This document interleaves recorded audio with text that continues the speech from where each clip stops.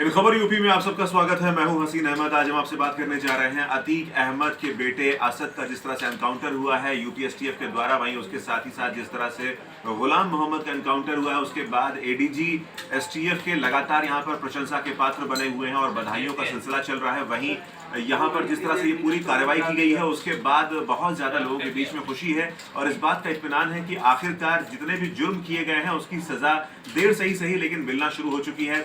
बहुत ज्यादा इस वक्त भावुक हो चुकी हैं उमेश पाल की पत्नी जया पाल। उन्होंने इस बात के लिए साफ तौर पर यहाँ पर मुख्यमंत्री योगी आदित्यनाथ को यहाँ पर कहा कि उन्होंने बहुत बेहतरीन काम किया है, इससे ज्यादा बेहतरीन काम कोई हो नहीं सकता था, क्योंकि यहाँ पर उमेश पाल को जिस तरह से मारा गया था, जिस तरह से उनके साथ सलूक किया गया, सरेराह उनको गोलियों से भून दिया गया, वो अपने आप में बहुत ज्यादा दर्दनाक था। लिहाजा ऐसे मौके पर लोग बहुत ज्यादा भावुक हैं। लेकिन इसके साथ ही साथ जिस तरह से विपक्ष ने अपनी राजनीति तेजी के साथ शुरू की है वो भी अपने आप में बहुत बड़ा मादा रखता है यहाँ पर अपनी बात रखने के लिए। आपको बता दें कि यहाँ पर अखिलेश यादव नेता प्रतिपक्ष फिलहाल जिस तरह से अपनी बातें रख रहे हैं, उन्होंने कहा कि एनकाउंटर किसी भी समस्या का हल नहीं है। यानी कि वो ये बात बताना चाह रहे हैं कि एनकाउंटर जो हुआ है वो प्लान्ड मैनर में हुआ है। एनकाउंटर कभी भी प्लान नहीं होता है। एनकाउंटर मुठभेड़ की एक ऐसी प्रक्रिया है जहां पर पुलिस चाहती है कि वो गिरफ्तार करे किसी मुलजिम को, और अगर वो वहां पर सरेंडर नहीं करता है, आत्मसमर्पण नहीं करता है, तो ऐसे में मजबूरन अपनी जान बचाने के लिए,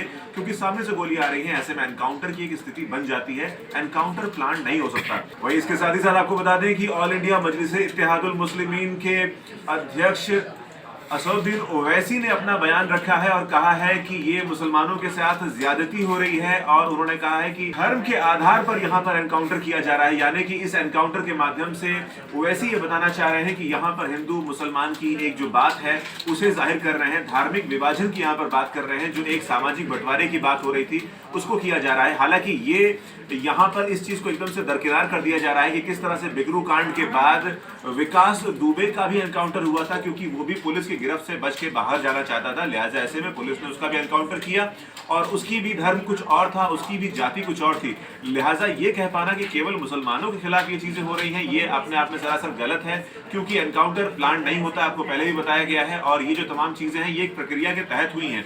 अगर असद वाकई चाहता था सरेंडर करना तो वो पहले भी आत्मसमर्पण कर सकता था, उसके पास मौका था, लेकिन इन्होंने सरेंडर नहीं किया, आत्मसमर्पण नहीं किया।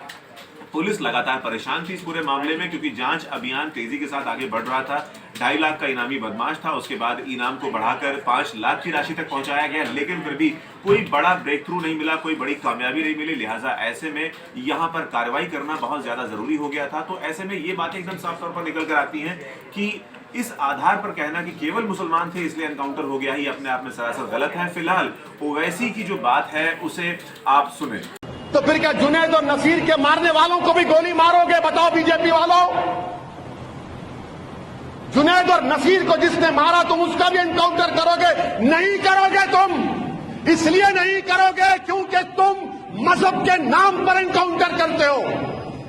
मारो जुनैद और नसीर के कातिलों को। नहीं मारोगे, अब तक एक पकड़ा गया, 9 गायब।